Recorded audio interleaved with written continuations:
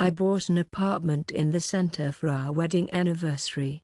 And my husband invited my mother-in-law and said, "Now Mom will live with us. If you don't like it, just leave the keys." My husband never worked. He just took my money for his business that didn't make any money. But what I did next that day, when I opened the door of our future apartment for the first time, a special warmth spread within me. Every step on the hardwood floor reacted within me with a joy that seemed impossible to express in words. I closed my eyes and imagined how tomorrow I would bring Dennis here, my son.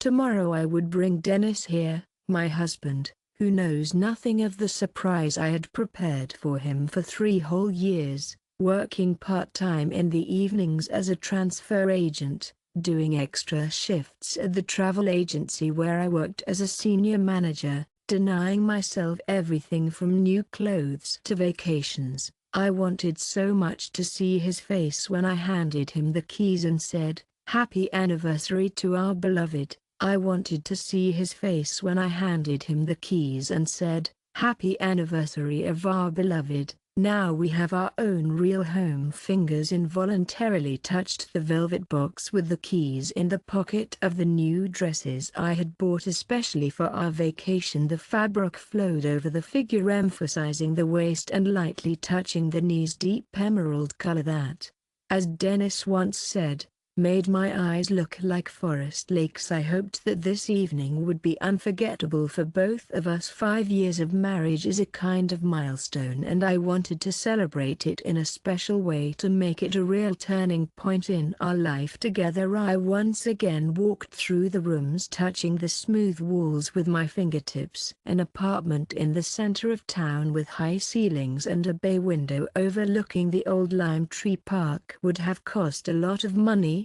but I thought we were worth it, especially Dennis, who had poured his heart and soul into it for so many years before one of them broke.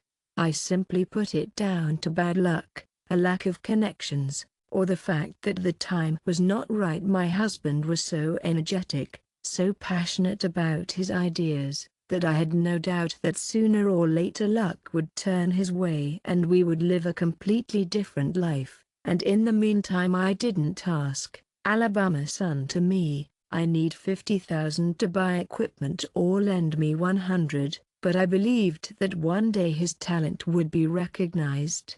His business would take off, and we would be awash in money. And for now, I just supported our family as best I could, paying the bills, rent, buying food and clothes." Dennis always said that I was his back, his support, his main cheerleader, and those words made my heart swell. I took one last proud look back at the empty, light-filled rooms and smiled to myself. Tomorrow our new life will begin here. I imagined how Dennis and I would choose the furniture, discuss the color of the walls, plan the layout, how we would receive guests, how in a year or 2 children's laughter would sound here. This apartment would become our nest, our little paradise, a place where we would be happy together. Locking the door, I slowly descended the wide marble staircase of the old house. Neighbors, intelligent, wealthy people, nodded at the meeting. "Now we are one of them," I thought with pride. To me, a girl from an ordinary working-class family growing up, it seemed that I had finally achieved something significant in my life. I imagined calling my parents and telling them that I had bought an apartment in the center. How proud they would be of me. But first I wanted to tell Dennis, because it was our common victory, our common home. I wanted everything to be perfect. Dennis's favorite wine, fresh flowers, scented candles, his favorite dishes.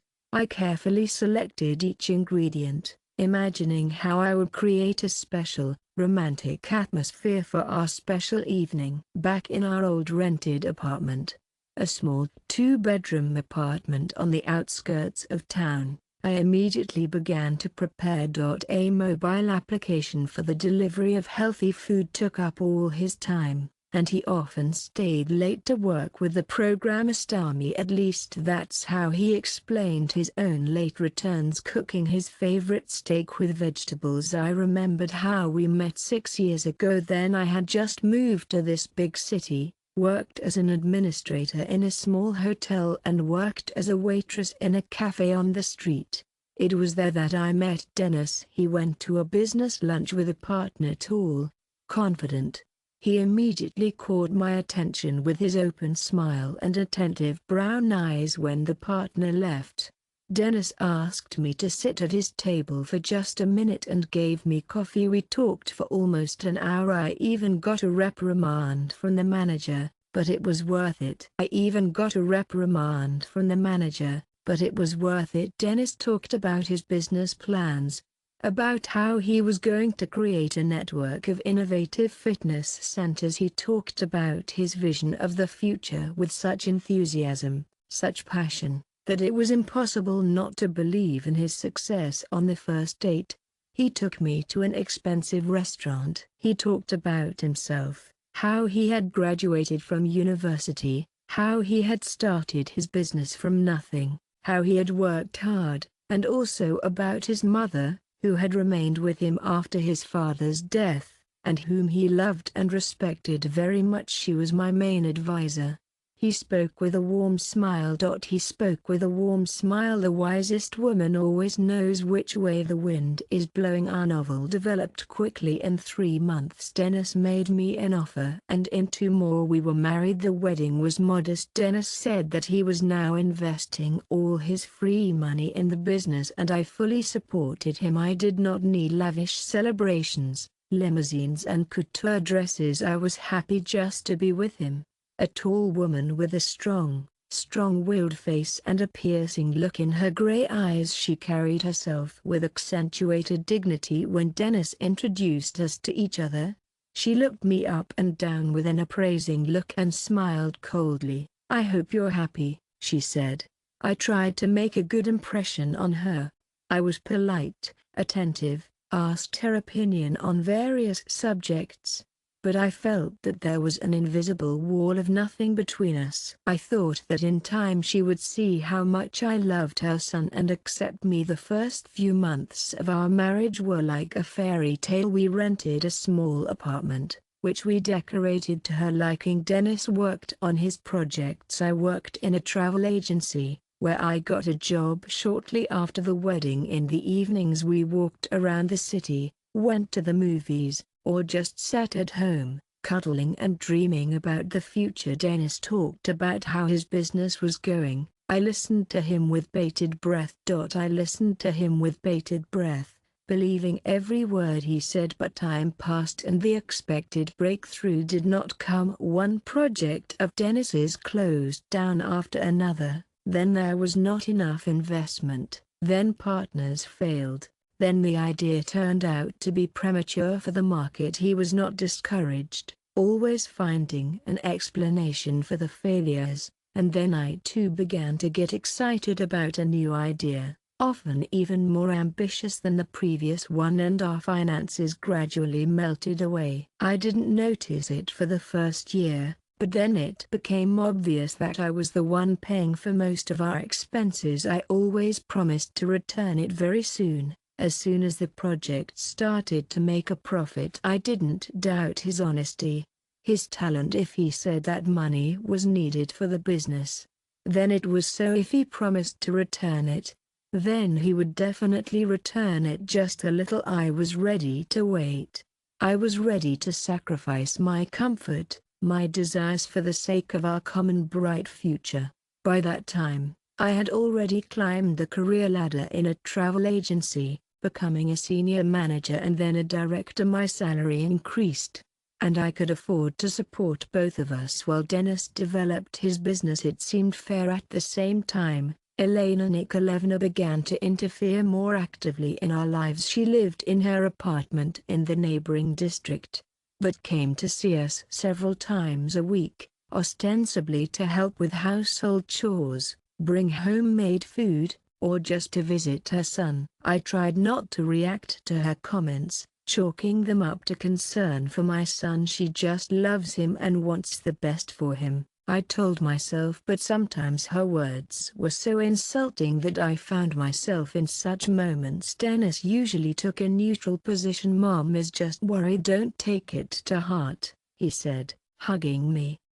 He would say, hugging my shoulders, but never openly taking my side, never asking my mother to moderate her criticism. Gradually I learned to abstract from these injections, learned to smile and nod in response to my mother-in-law's demands. It was more important for me to keep the peace in the family than to create additional problems for Dennis, who was already torn between a business that required more time and effort and a family. By our third wedding anniversary, I realized that I wanted more. There were no material benefits. I wanted stability, confidence in the future. I wanted us to finally have a house of our own.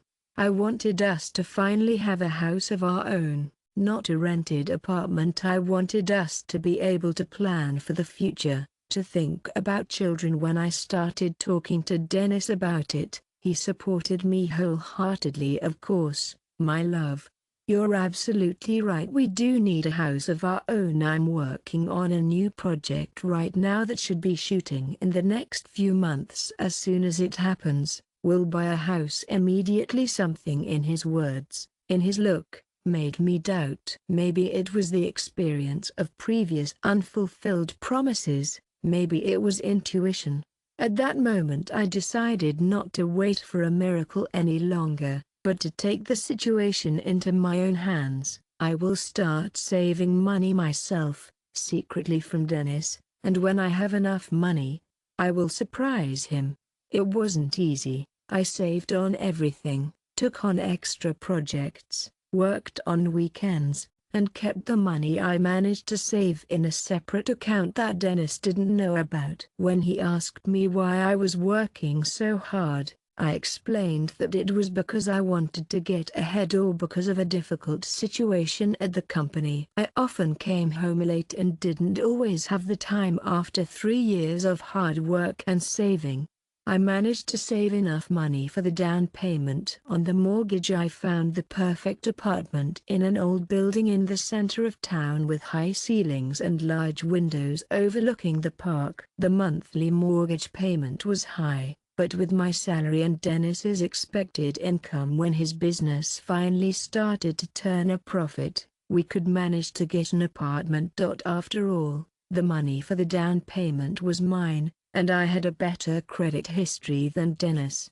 Besides, this way I could make a real surprise by giving him ready-made documents and keys. And now it was the day of our 5th wedding anniversary. When I heard the sound of the key in the lock, I nervously adjusted my hair and stood up. My heart was beating faster in anticipation of his reaction to my surprise. Thank me for such a gift, for such trust, for such love. The door opened and I froze in surprise. Dennis was not alone. The heavy figure of his mother, Elena Nikolaevna, loomed behind him. For a moment I thought I'd misheard or it was some kind of misunderstanding. She couldn't have come on such a day, but no, it was really her. Here she was, in her usual dark blue suit, her hair carefully coiffed, and a heavy gold pendant around her neck. "Hello, darling." Dennis kissed me on the cheek with that special tenderness that always came out of his voice when his mother was around.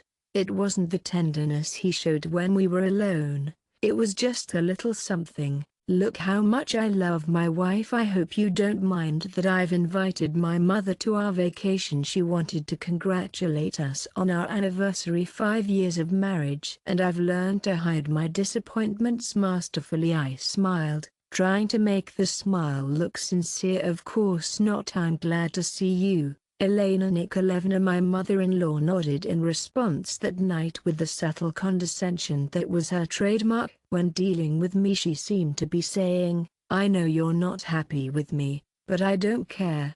What a wonderful smell." Andrusha always said that you don't know how to cook, but apparently I've learned something over the years. I swallowed my resentment. For 5 years I got used to her. I watched them both sitting at the table, Feeling out of place at their own party, Elena Nikolaevna was already ordering Dennis to sit here. Alina says that's better.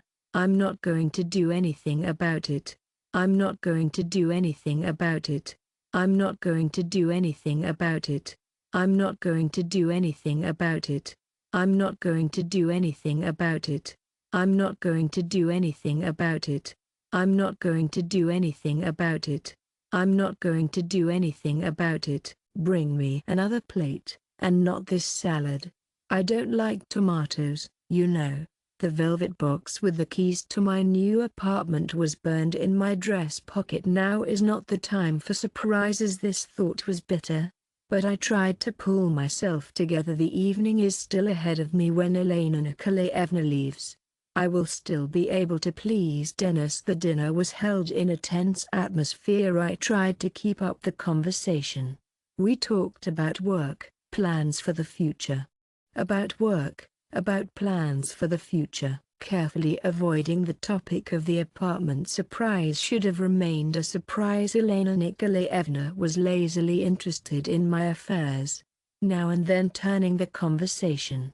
I have to shoot. She spoke about him with such pride, as if he had already become a millionaire and was not sitting on his wife's neck for the 5th year. My Dennis was always a special child, she said with her own eyes. She said with her own eyes. Already at school, teachers noticed his outstanding abilities in mathematics and economics, told everything and that he would go far. And here you are, your own business, promising projects. I always knew that he would succeed. Dennis smiled shyly, but it was clear that he was pleased to hear these words. Mum, you're exaggerating, he said, but there was no real denial in his voice. I haven't achieved what I wanted yet.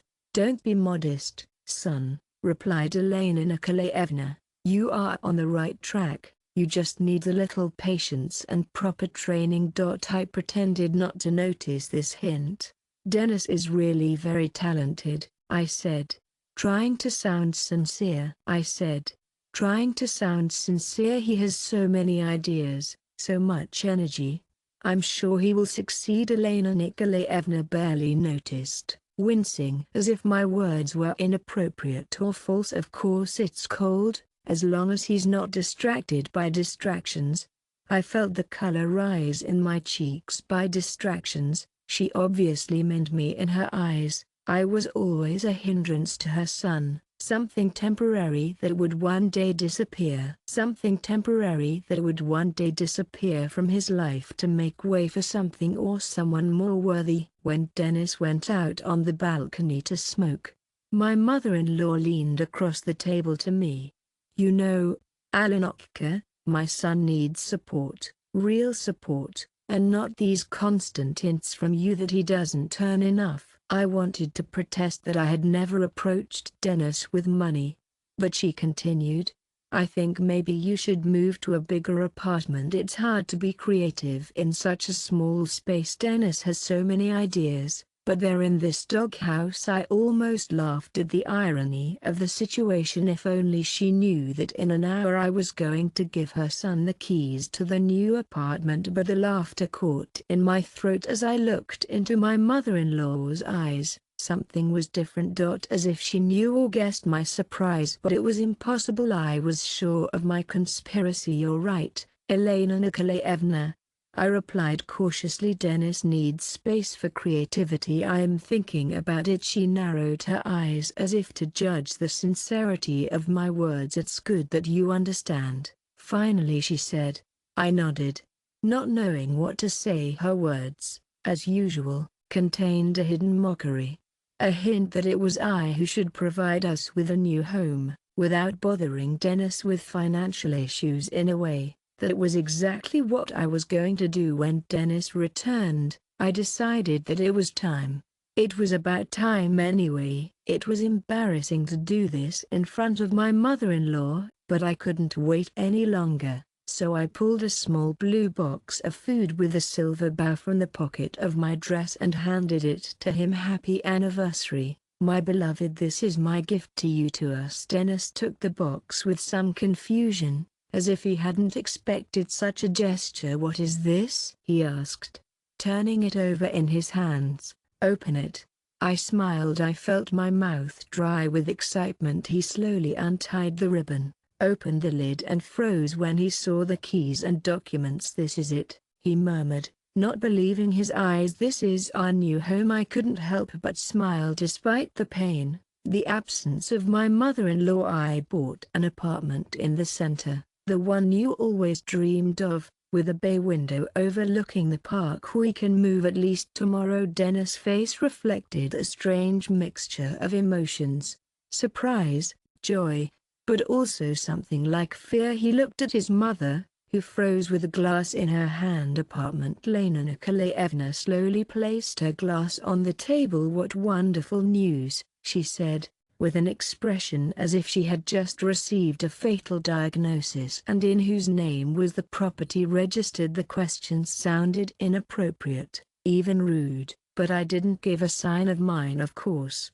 I bought it, but this is our joint apartment." "Dennis, well, of course." There was sarcasm in her words and I felt a wave of irritation rise inside me. Why can't she just be happy for us? Why is she always looking for a trick, a hidden meaning, a dark side in everything I do? But before I could answer, Dennis jumped up from his seat and hugged me so hard that I didn't choke. Thank you," he whispered in my ear, but behind his back, I saw my mother-in-law's face and it didn't matter. There was a certain calculating coldness in Elena Nikolaevna's gaze, as if she was already thinking about how to turn the situation to her advantage. The rest of the evening passed in a strange atmosphere. Dennis, a child who had received a long-awaited gift, he talked madly about how we were going to furnish the new apartment, what repairs we were going to make, how we were going to receive guests. Elena Nikolaevna remained suspiciously silent, only occasionally interjecting brief remarks. I watched them both, and a strange feeling of anxiety did not leave me. What was it? Something was wrong with their reactions, something that didn't fit the picture. Happy reaction to such a gift. Dennis's reaction seemed too forced, too expressive, as if he was trying to compensate for some inner discomfort, and Elena Nikolaevna's silence was too heavy, too meaningful. About 10 p.m., when we drank all the wine and the conversation began to dry up, the mother-in-law suddenly said that it was time for her. "Take me, son," she asked, looking at Dennis. "Let's talk about your new project, too. I have some ideas." They left, leaving me alone to sort out the dishes and think about the oddities of this evening. Why did Dennis look not only happy, but also scared? And what new project was Elena Nikolaevna talking about, when only the day before yesterday Dennis had assured me that he was completely focused? I finished the dishes and sat down on the sofa, tired but still excited, picked up the phone, looked at the photos of the new apartment. That light, will it be overshadowed by the shadow of my difficult relationship with my mother-in-law? Will I feel uncomfortable and unprotected there too, as if under the constant gaze of Elena Nikolaevna's critical gaze? For some reason, the feeling of triumph that I had imagined all day did not come. Instead there was anxiety, a vague premonition of something amiss. I tried to push these thoughts away, convincing myself that I was just tired, that I was worried about preparing a surprise. And now there was a natural reaction: emotional decline. After a long for almost an hour, he looked thoughtful, even a little depressed. I asked, trying to catch his eye. He nodded with an absent smile and sat down next to me on the sofa. "It's just that my mother is worried about her health," he said without looking at me. I knew where this conversation was going, but I didn't want to believe that Dennis would really offer it on the day I gave us new life help with cleaning or shopping. Dennis took my hand. His fingers were cold. "It's not that Alabama's mom needs constant care. The doctor said that the doctor needs constant care. It's not that Alabama needs constant supervision. The doctor said that I do. And what are you suggesting? I think he paused, but then continued with unexpected firmness. I think Mom should move into our new apartment. It's got 2 bedrooms, right? The silence that followed his words was deafening. I stared at my husband in disbelief. My hopes for a happy life together were collapsing before our eyes. You're suggesting your mother live with us in the apartment I bought for us? Don't talk like it's something terrible. Dennis's voice turned defensive. She's my mother, Alabama. She's getting old. She needs care. We can't just leave her. She's 53 years old. Dennis, I tried to speak calmly, but I could feel the anger boiling inside her. She was perfectly capable of taking care of herself. Besides, she had a big apartment in a good neighborhood. She could hire a nurse if she felt that bad. Her husband looked the other way. It wasn't just that she was lonely after her father died. She needed a family nearby. I took a deep breath and tried to make myself feel better. We used to have similar conversations every time we made plans for something new. Elena Nikolaevna always found a way to intervene, to divert our attention and money to her needs. And every time Dennis gave in to her, I remember how 2 years ago we planned to go to the seaside for the first time in our marriage. I found a great tour, made an advance payment. We were already imagining how we would walk along the shore, swim, sunbathe. And Elena Nikolaevna needed urgent repairs to the bathroom. The pipes were leaking. The water is flooding the neighbors from below, she explained. Of course, Dennis couldn't do it. Dennis, of course, could not leave his mother in trouble, so we cancelled the tour after losing the deposit and spent the money earmarked for the vacation to repair my mother-in-law's bathroom. But an hour before we were to leave, Elena Nikolaevna called to say that her blood pressure was rising, that she wasn't feeling well, and that she wanted her son to come to her. Dennis, of course, went, and I was left alone at home in a new dress and with a refrigerator full of half-eaten birthday cake that she had baked for us. Isn't that what you wanted? His face reflected an inner struggle. For a moment I thought he agreed, but then his expression changed. It became harder. Mom is not an outsider, Alabama, she is my family. And I thought I was becoming your family, too. Of course family. Of course, family. I was beginning to lose my patience.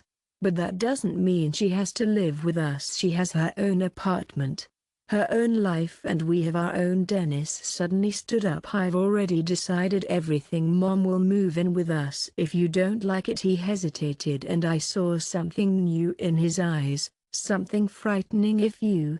I couldn't believe it. My ears perked up. The man I had lived with for 5 years, who had just been given the apartment I had paid for with my own sweat and blood, was kicking me out of my own house in favor of his mother. It was so absurd. I couldn't find an answer. I felt a mixture of pain, frustration, and anger. 5 years of our marriage, all our dreams and plans together, all my sacrifices and hopes. It all came to nothing. I always knew that he was attached to her, that she had a great influence on him. But I never thought that this attachment could destroy our family. You can't be serious. I finally squeezed out, the apartment is registered to me. I am its owner. We are married, Alan. Dennis replied coldly. Property, and I have as much right to it as you do. I knew that wasn't quite true. The apartment was bought with my personal savings, which I had started to save before we got married. But there was no point in arguing now. Dennis looked adamant, and I needed time to think about the situation. Let's talk about it tomorrow, I suggested, trying to sound conciliatory. Now we were both tired and excited. The anniversary of the new apartment is a lot of events for one day. Dennis relaxed a little. Okay, he agreed. But my decision won't change. Mom needs us, and I won't leave her. That night I barely slept, tossing and turning on my side of the bed. listening to my husband's steady breathing. How could he sleep so soundly after what he said? Didn't he really understand how much work and hardship it cost me to buy this apartment? Didn't he really appreciate my gift, my sacrifice? Thoughts were confused in my head, changing one another. Maybe it's just that Elena Nikolaevna is really sick, and Dennis is really worried about her.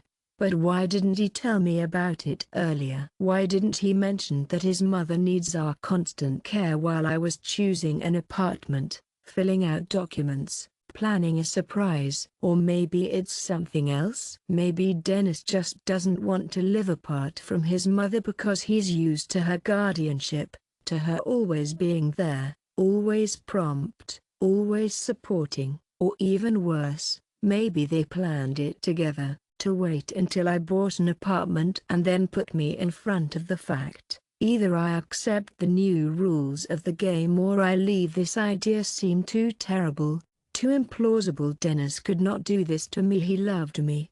I was sure of it. Only he is too attached to his mother, too exposed to her influence. She used him, manipulated him to get what she wanted. But the more I thought about it, the clearer it became. The problem was not in today's conversation. It was much deeper and older. Dennis always put his mother's wishes above all else. I found an excuse for her interference in my life. I always found an excuse for her interference in our lives, and I always gave in. I believed that with my kindness and patience I would win his undivided love. And what if I was wrong all the time? What if Dennis married me not out of love, but because I was comfortable, hard-working, patient, ready to finance his endless projects? What if I was to both of them just a wallet and not a person with my own desires and rights? These thoughts were painful, but they made me look at our life from a different angle. Suddenly,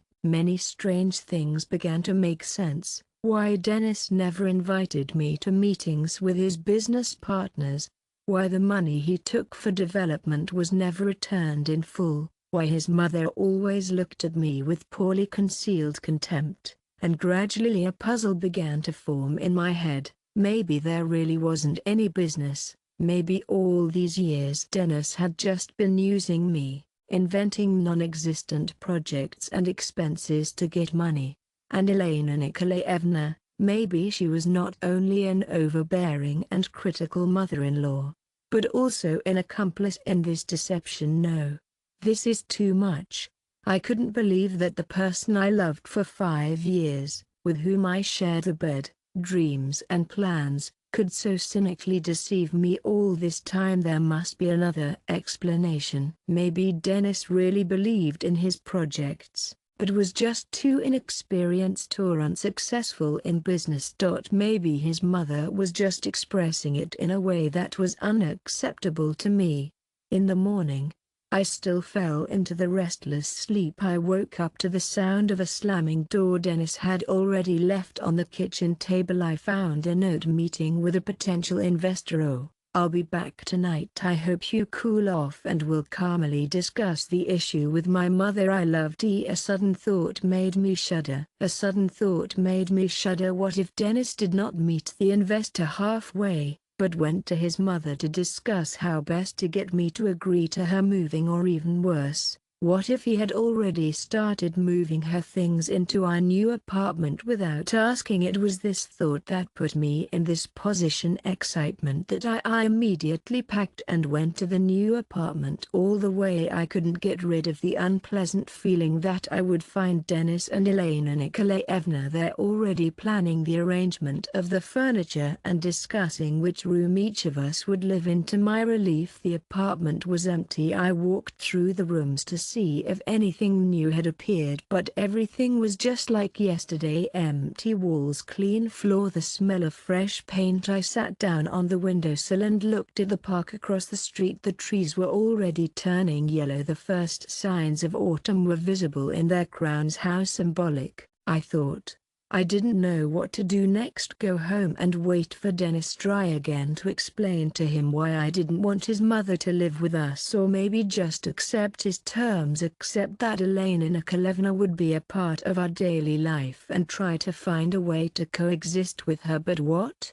This apartment was my victory, my achievement, my chance for a normal, happy life, and I was not ready to give it up so easily. The next morning came too quickly. Dennis woke up in high spirits, as if yesterday's conflict had never happened. Good morning, sunshine. He kissed me on the cheek. Let's go to the new apartment today, take a look around. I looked at him, not understanding how he could be so careless. Dennis, we didn't finish yesterday's conversation. I don't agree with your mother living with us. I don't agree with your mother moving in with us. His smile faded. I thought you'd already come to terms with it. Look, I understand your feelings, but this is not up for discussion. Mom is moving in with us, and that's fine. All my feelings, my wishes, they have at least some meaning for you. I didn't raise my voice, but every word was filled with bitterness. Dennis sighed with exaggerated patience,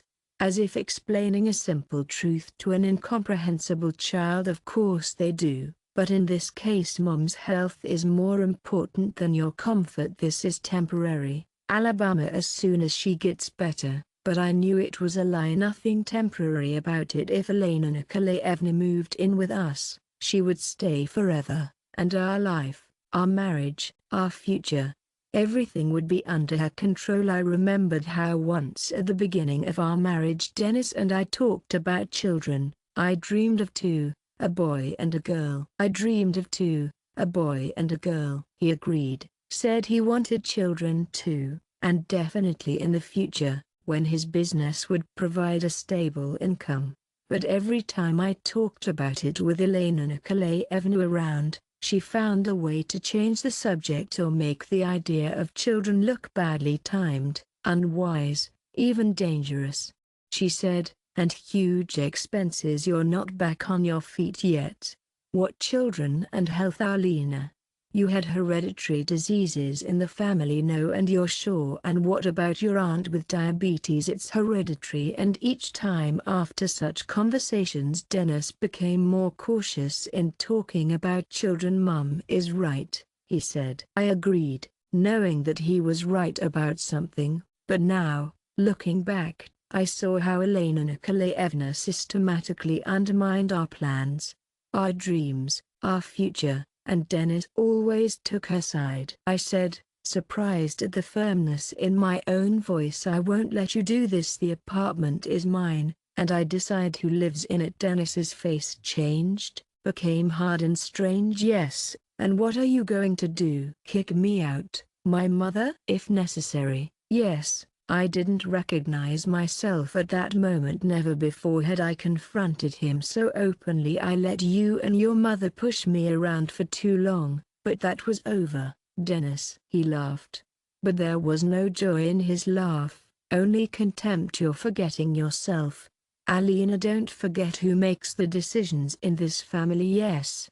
I remember my voice trembling. But I continued, your mother makes the decisions and you do them, and I just pay the bills. He suddenly got out of bed. You're unfair. I work a lot. I have a serious business. If there's no profit yet, it doesn't mean you don't have a business. Dennis, I interrupted him. It was never just talk, promises and my money that you spend. I don't know what it was. The truth that I've been hiding from myself all these years. I've never seen a single real proof of his business. No office, no employees, no customers, just beautiful words and castles in the air. Dennis turned pale. How dare you? He whispered. I dare because this is my life. I got out of bed and went to the closet and started to get dressed, and I'm not going to let you and your mother control it anymore. He watched me with growing anger. Where are you going?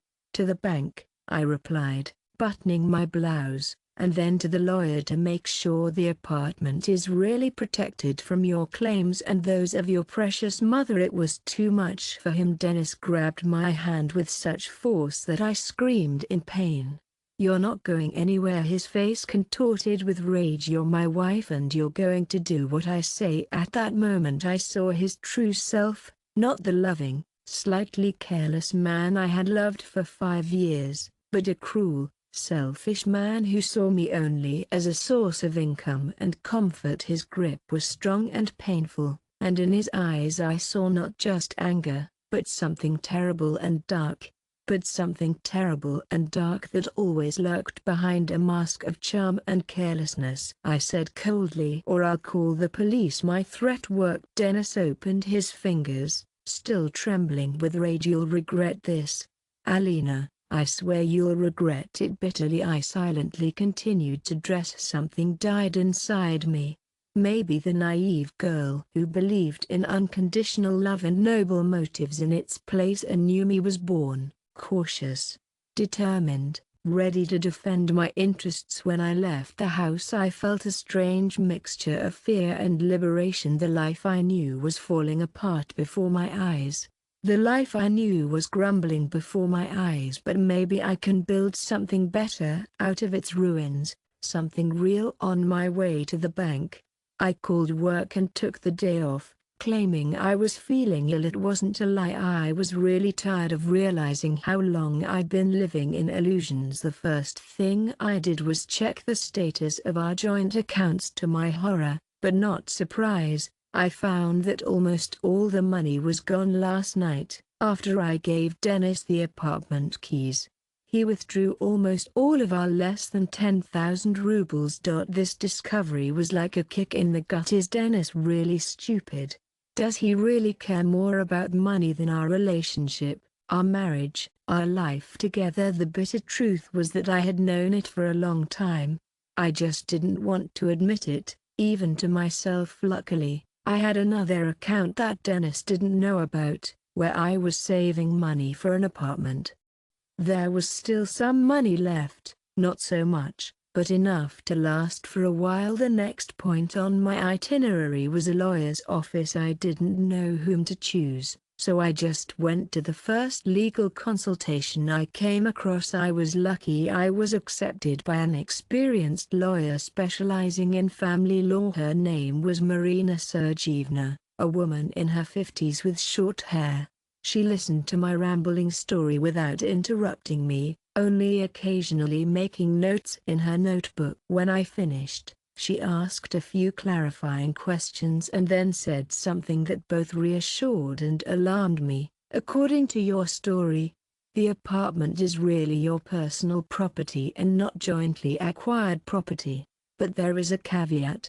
If your husband can prove that he made a significant contribution to the family budget that allowed you to save for this apartment, he will have the opportunity to claim part of the property." I smiled bitterly. "He made a contribution?" Marina Sergeyevna nodded understandingly. I noticed something personal in her eyes, something personal, as if my story was too familiar to her. "In this case, you have a good chance of keeping the apartment completely to yourself. But I would recommend preparing proof that you are the main breadwinner in the family. Bank statements, receipts, any documents confirming that the money for the apartment is exclusively yours." I wrote down all her recommendations before I left. Marina Sergeyevna gave me one tip: and be careful. In my experience, when it comes to money and real estate, people can behave unpredictably, especially close ones. Her words sounded like a warning, and I involuntarily shuddered. There was something prophetic in them, something that made me wary. "Do you think Dennis might do something dangerous?" Marina Sergeyevna looked at me thoughtfully. "I don't know your husband, so I can't judge. But my experience says that people who have lied and manipulated for years rarely give up without a fight when they are exposed. Just be vigilant." With a heavy heart I left the office. Where to go next? I did not want to go home. There was probably Dennis. After our morning conversation I was not sure that he would not take aggressive action. I decided to go to my old friend Katya. We met at university and were inseparable for a long time, but after my marriage our contacts became less frequent. After I got married, Our contacts became less frequent. Dennis did not particularly like my friends, considering them too noisy and distracting me from my family. Now I understood that it was just a way to isolate me, to make me more dependent on him. Katya lived in a small apartment on the outskirts of the city. When I called her on the phone and briefly explained the situation, she did not hesitate to invite me to her come, and she said, "I'm just a friend." When I arrived, Katya met me at the door. Over the years, she had changed. More confident, more mature, but her smile remained the same, warm, open, sincere. She hugged me without asking any questions, and I felt the tension that had built up inside begin to release.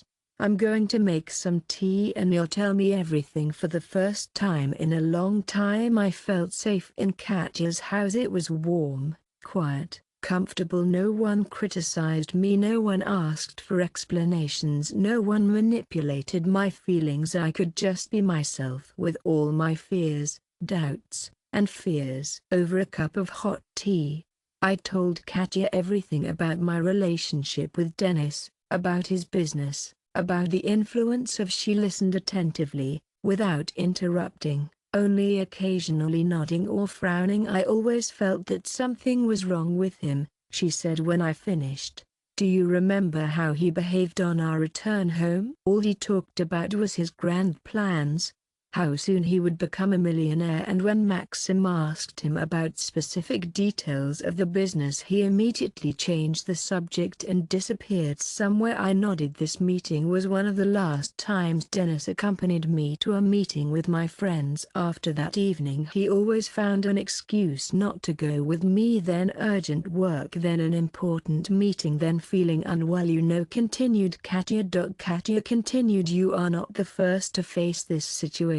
My sister was in a similar situation. Her ex also swore that he was building a business, took money from her, promised golden mountains, and then it turned out that all these years he was with another woman and spending money on her." These words made me think. I always believed that Dennis, with all his shortcomings, loves me, is faithful to me. But what if? And it was a lie. That if he had another woman or other women, I do not know what to do next.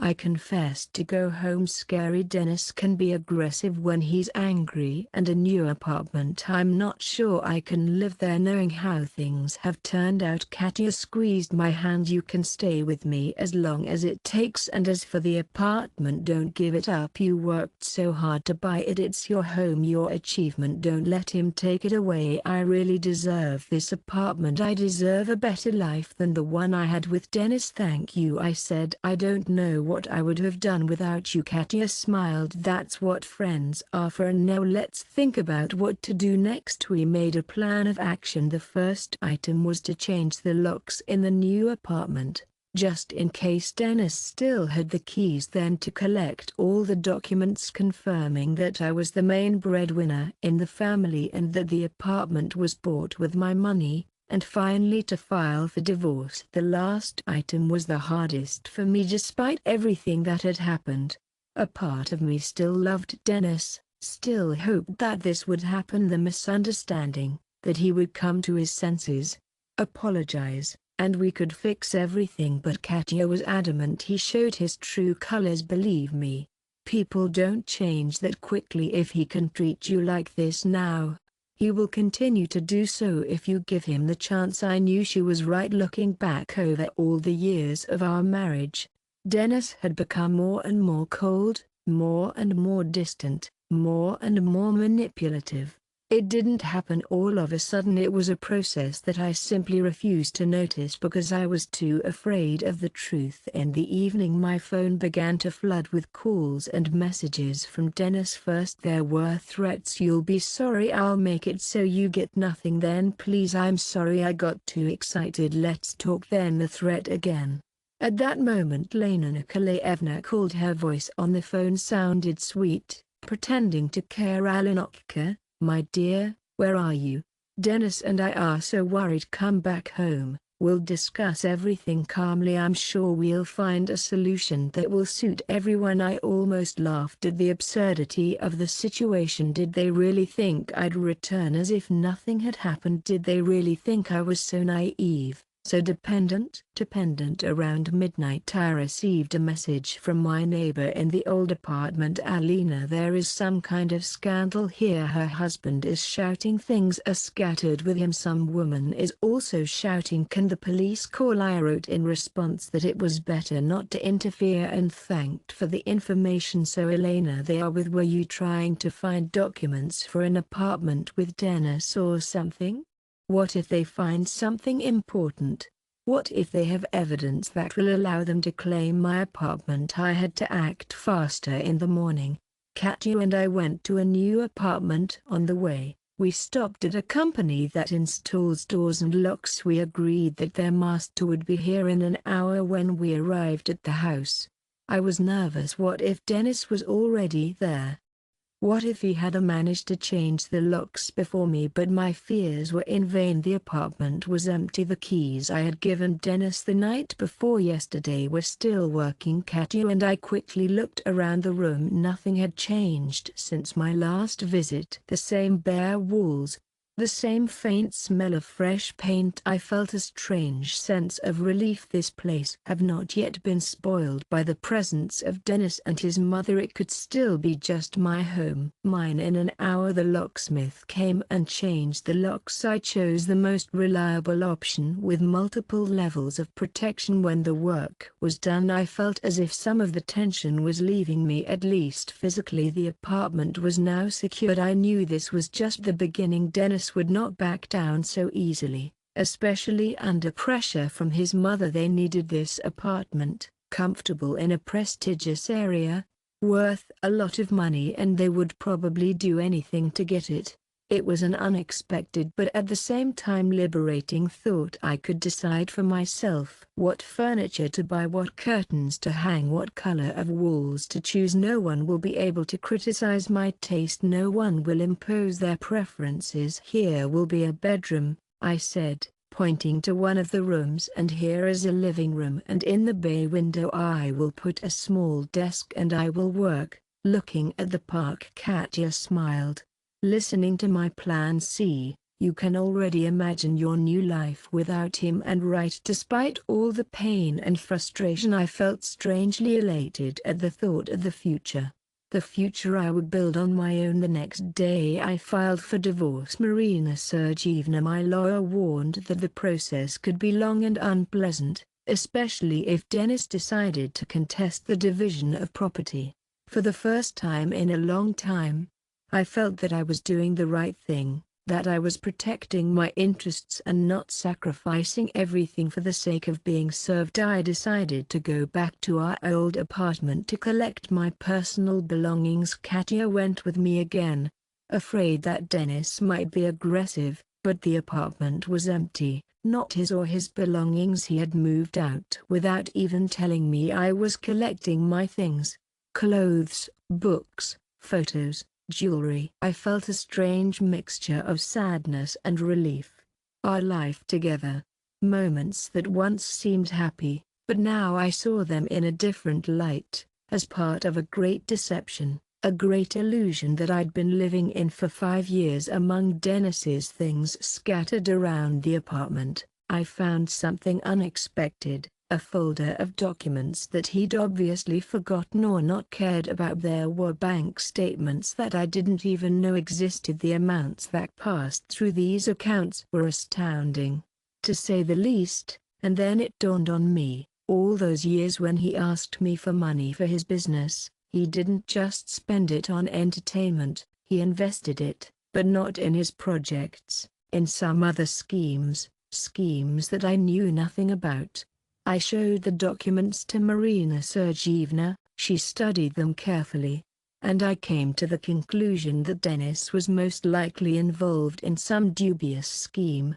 Dennis was probably involved in some dubious financial transactions. These transactions, these amounts, They do not correspond to normal business activities, more like money laundering or something like that. I shuddered. The person with whom I lived for 5 years, whom I trusted, not only lied to me about his income, he could have been involved. What should I do with these documents? On the other hand, if your husband has really done something illegal, you could be implicated as an accomplice, even if you don't know anything. I decided to keep the documents, but not to use them yet. They were my insurance policy. When I returned to Katya, I thought about how much my life had changed in the past few days.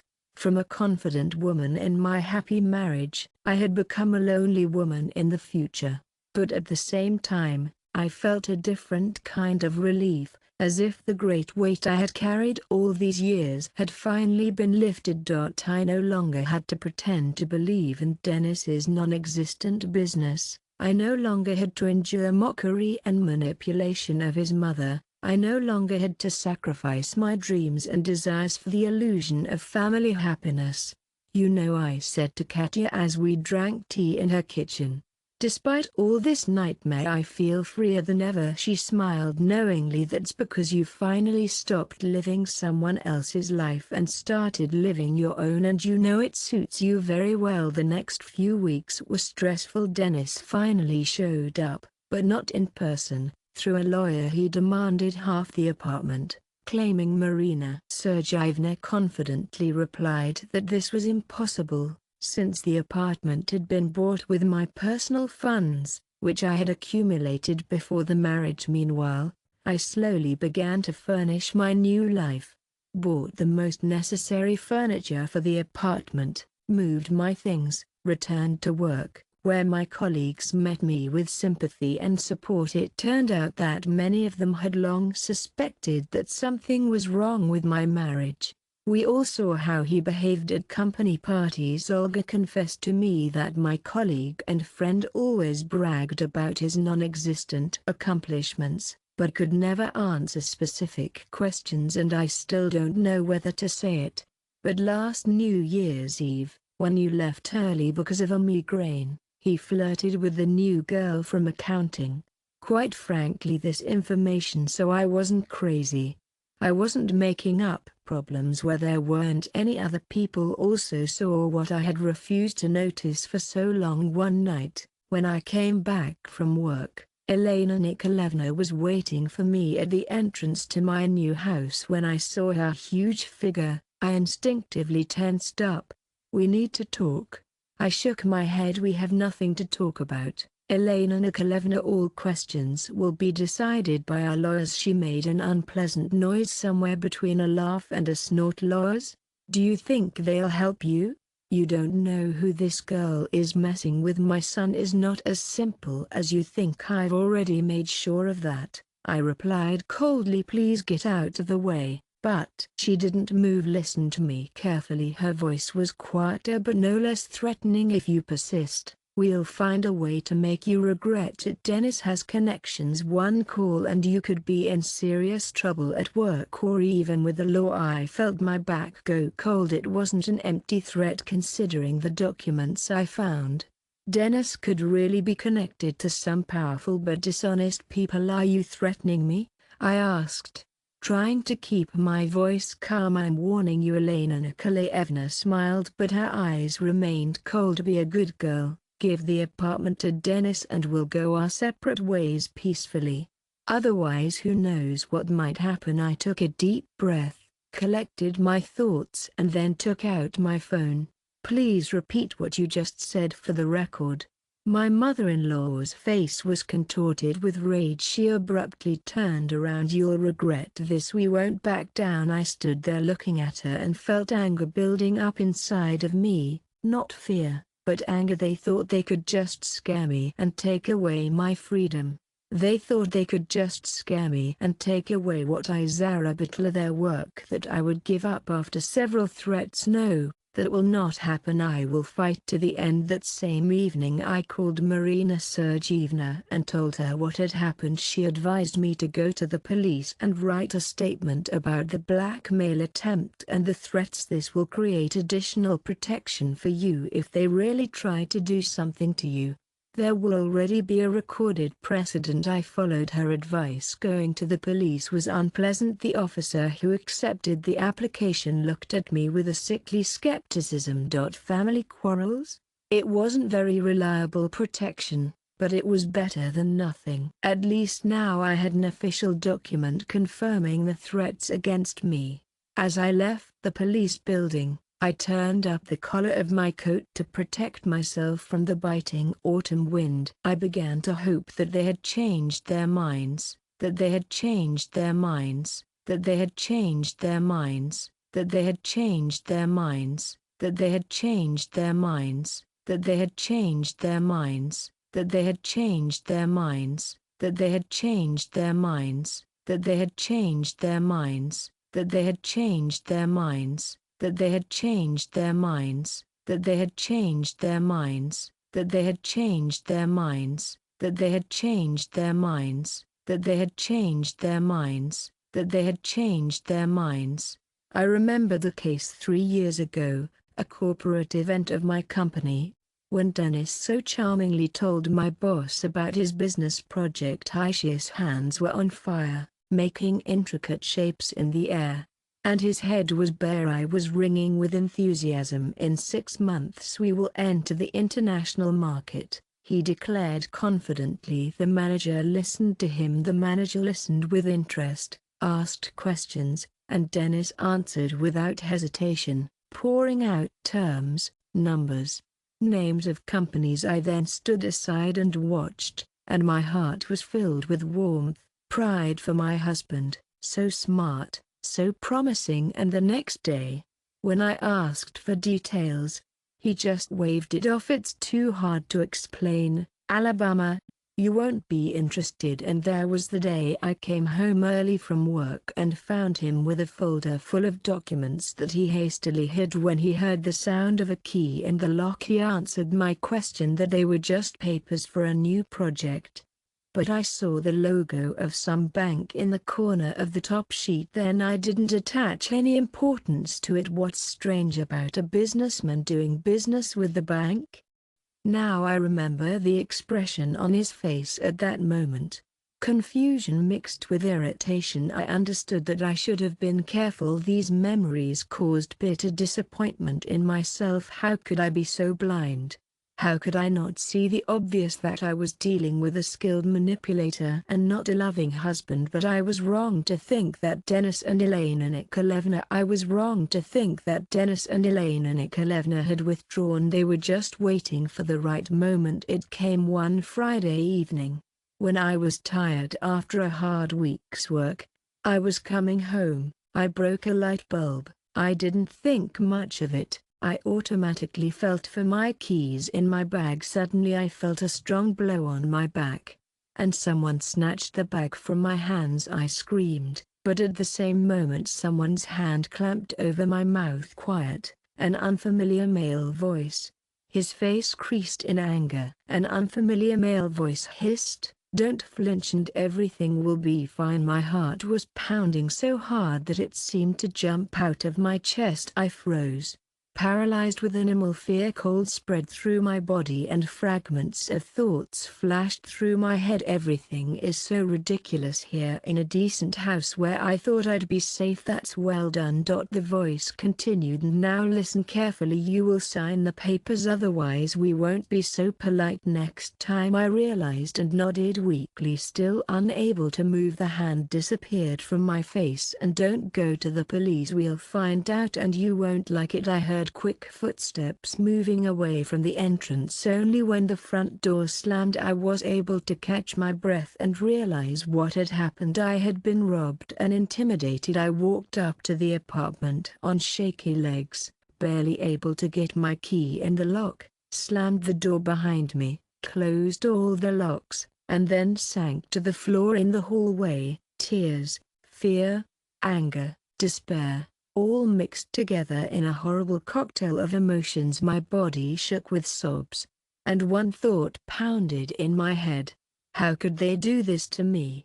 How could they? How could he? After the first wave of shock passed, I forced myself to stand up and call the police. This time, They took the fall and the robbery more seriously. The arriving unit took my statement, examined the scene, but did not express much hope of catching the criminal. I told them about the previous threats from the former mother-in-law, about her suspicions about who might be behind the attack. They wrote this information down, but I could see in their faces that they didn't really believe in my theory. I knew from experience what polite skeptical indifference looks like on the faces of the authorities after the police left. I called Katya. She rushed over half an hour later with bags of food and a bottle of wine. "This is terrible." She hugged me. "But you didn't have to do this." She hugged me. "But you shouldn't give up." "If it's really Dennis and his mother, then giving them the apartment will only show that their methods work." She was right. Of course, but the fear kept gripping me. I couldn't stop thinking about that person's voice, about his threats.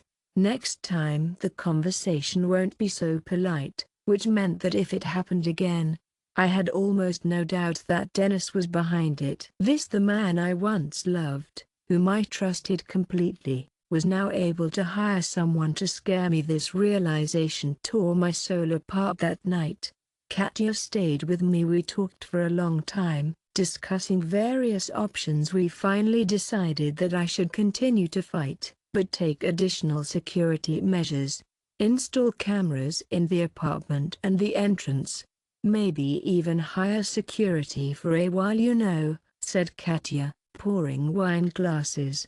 Katya said, pouring wine into glasses. "I can't believe he's capable of this. I remember what he was like when you first met him. He seemed so decent." I smiled bitterly. I couldn't believe it either, but now I realize I never knew the real Dennis. He's always been a good actor. "And you don't think this could just be a coincidence, a random robbery?" I shook my head. "No. The robber didn't threaten me to sign some papers. This is a clear reference to the apartment documents." We sat in the kitchen for a long time going through the options. We talked about how I could temporarily go to my parents, to other friends, somewhere where Dennis wouldn't find me, but I refused. "This is my apartment." In the morning, as we were having breakfast, the phone rang. "Lawyer, I've just received a letter from your lawyer, my husband." She said they are offering a settlement. Dennis refuses to claim the apartment in exchange for payment of compensation in the amount of half of its value. I laughed nervously, bitterly. In combination with yesterday's attack, this offer looked like a mockery. After what happened yesterday, they intimidate me, threaten me, and then offer a settlement. Marina Sergeyevna paused. "I understand your indignation, but from a legal point of view, lawsuits can take years and the outcome is unpredictable." "No," I said firmly. Feeling a wave of determination rise inside me. "I won't pay him a cent, especially after yesterday." "Okay."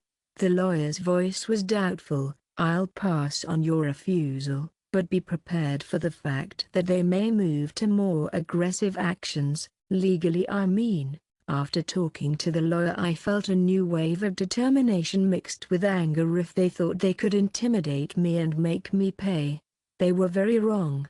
I was ready to go all the way, despite my fears. On the same day, I ordered the installation of CCTV cameras in my apartment and in the stairwell, which was expensive but necessary for my peace of mind. I also arranged with the security company to temporarily monitor the house, just in case. I expected Dennis and his mother to try to influence me again after my refusal of the settlement agreement, but surprisingly, everything was quiet. No calls, no threats.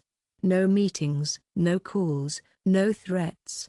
No meetings. This was even more alarming than the open confrontation. A week after the incidents in a lobby, I received a strange letter, a plain white envelope delivered by regular mail. It had no return address or signature, just a short text printed on a printer: "Check your bank accounts, all accounts." My first thought was to throw this letter away, another attempt to scare me. But something made me take it seriously. I went to my online banking and checked my main account. Everything was fine.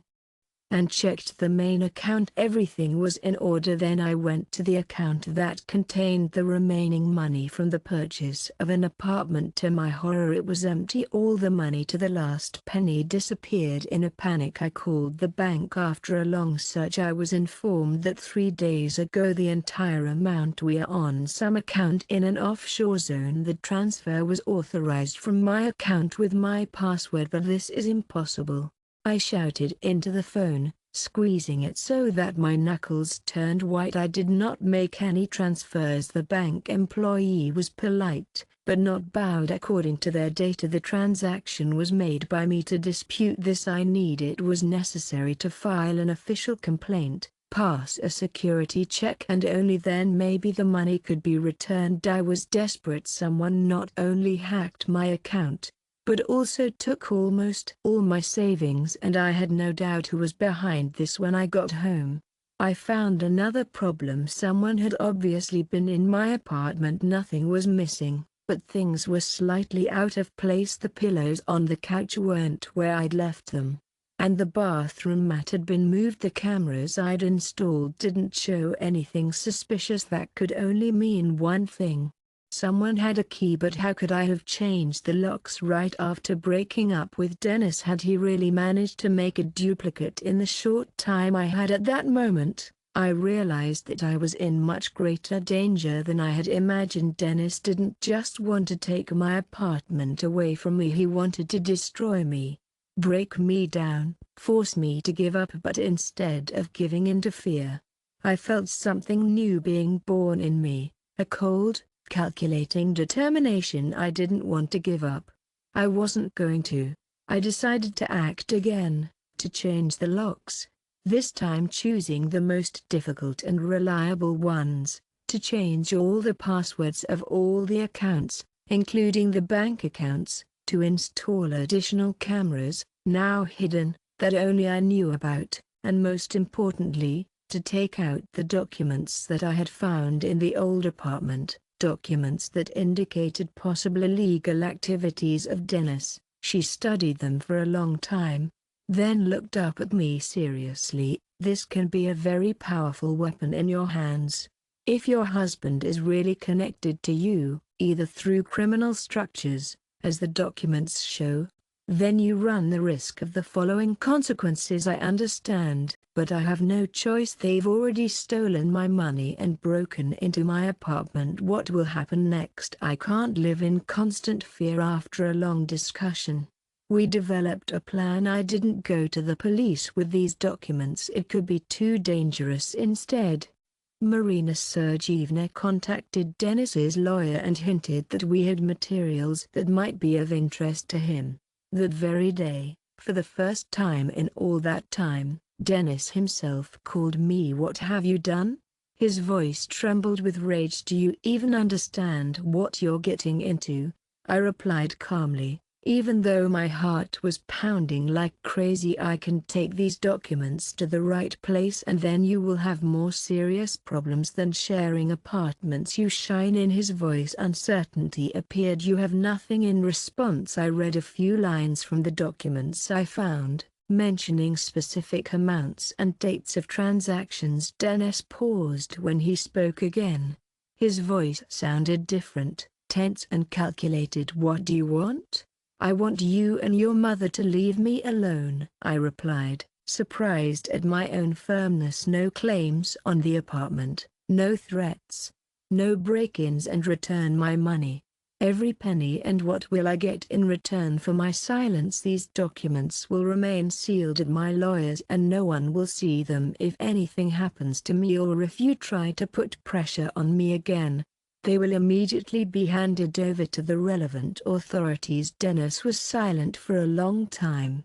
I could hear his heavy breathing on the phone. I said, "Okay, but I need guarantees." I couldn't help but laugh bitterly. "After all you've done, you're still asking for guarantees?" "No, Dennis, I'll dictate the terms and you have 2 days to return my money and sign an official waiver of all claims to the apartment." I hung up without waiting for an answer. My hands were shaking but my heart was unexpectedly light. I finally had the situation under control. I stopped being a victim and became a fighter. 2 days went by. Intense anticipation. 2 days passed. Intense anticipation. I hardly slept, listened to every sound and constantly checked the surveillance cameras, but nothing happened. No calls, no visits. On the 3rd day I called Marina Sergeyevna. I received the documents. In her voice sounded surprised. "Your husband officially refuses all claims to the apartment and any other property. Also he agrees to a quick divorce without additional requirements." I could not believe my ears. "And the money? Check your account," advised the lawyer.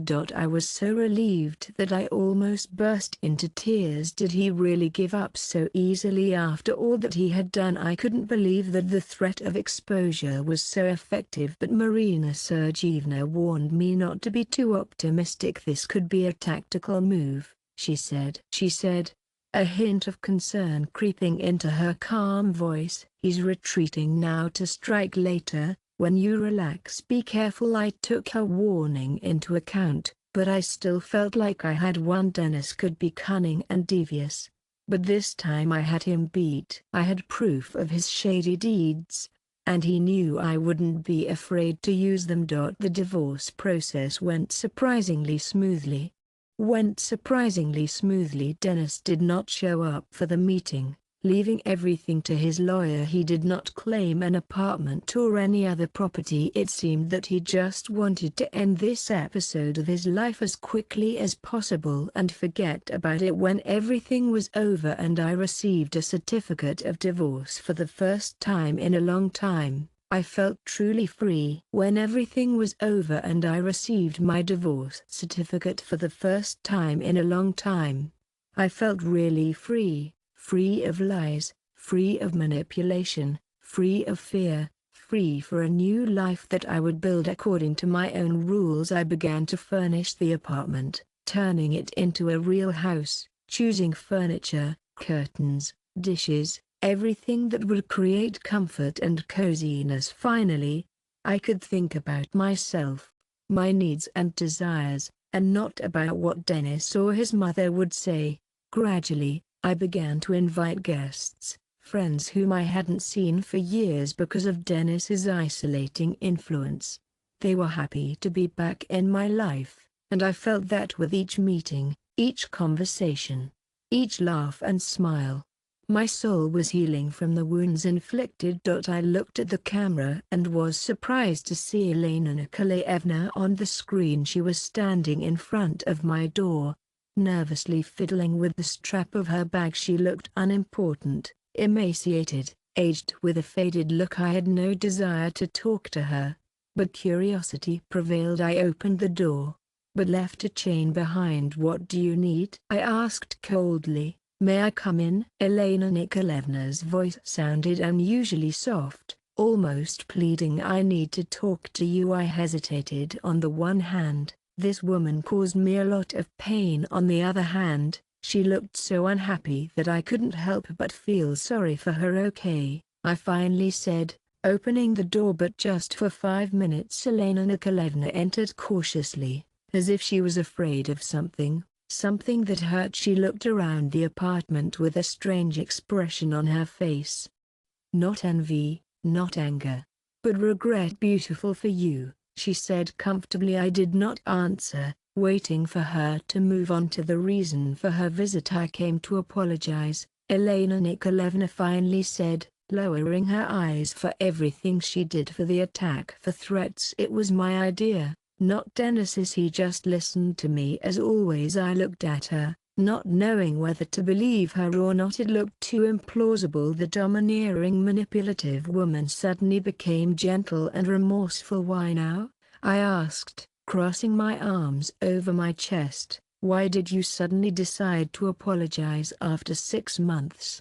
She sighed heavily and sat down on the edge of the sofa. "Because now I understood everything. Dennis, he was never who I said he was. who I wanted him to be. There was such genuine pain in her voice that I couldn't help but believe her. What happened? I asked, sitting down in front of her. He left, she just answered, right after the divorce. Said that I was eating, that I had to hide, that he was in trouble. Promised to come back in a month.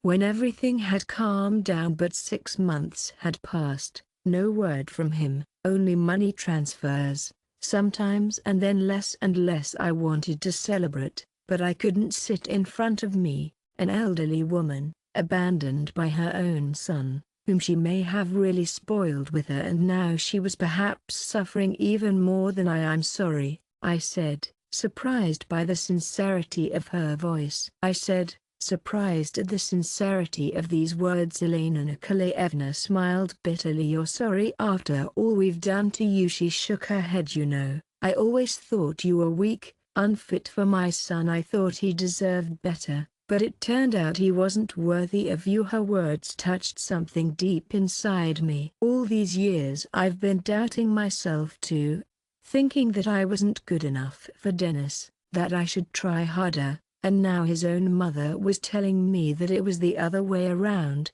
I don't know if you'll ever be able to forgive us. Lena Nikolaevna continued, but I want you to know that I am sorry, I really am. She got up to leave, and I accompanied her to the door, still not knowing what to say. At the last moment, when she was already on the threshold, she turned back. Be happy, Alina. You deserve it. After she left, I stood at the window for a long time, looking out at the street, where only a few passers-by were hurrying about their business. I realized that I was no longer angry with Dennis, or with my illusions and mistakes. Dennis was probably torn apart somewhere by the consequences of my financial fraud, and Elena Nikolaevna was left alone without the son in whom she had pinned so much hope. They had already received their punishment, and I had gained freedom, self-confidence, and an understanding of my own strength. I proved first of all to myself that I can protect my interests, that I will not break under pressure and will not allow anyone to take advantage of me. The road to this realization was painful. I lost 5 years of my life, faith in people, part of my naivety, but what I gained in return was worth all these losses. Today I sit in my cozy apartment and I think about the future. It no longer scares me. It no longer makes me doubt. I know that whatever happens, I can handle it, because now I am really strong, not with the ostentatious strength that I have shown all these years, pulling my husband and his endless projects on me. And if someone were to ask me if I regret buying this apartment and giving it to Dennis for our anniversary, I would answer, no, because this particular act, this generous gesture has paradoxically led to an epiphany, a liberation and a new life. A life that I am building for myself according to my own rules. And this is perhaps the most important lesson of this whole story. Sometimes you have to lose something valuable in order to gain something priceless. I am real.